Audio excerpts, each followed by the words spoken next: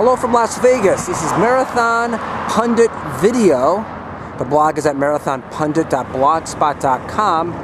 And in front of me is the site, the construction site of the Hotel Echelon. It's on the North Strip of Las Vegas.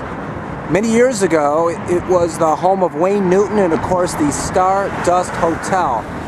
That hotel was imploded a few years ago to be replaced by the Echelon, which has been sitting as a vacant construction site since 2008.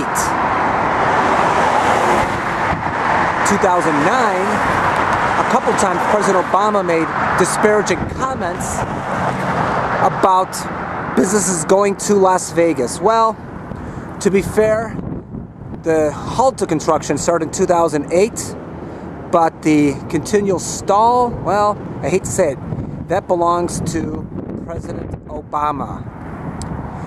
Next, this leaves a gaping hole in the strip.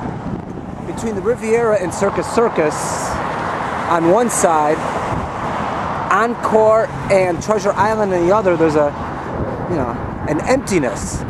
That can't be good for business, especially for Circus and Riviera, and of course Stratosphere to the north, if you're familiar with Las Vegas. So that's Marathon Pundit Video. Abandoned construction site, 3 years old, Hotel Echelon.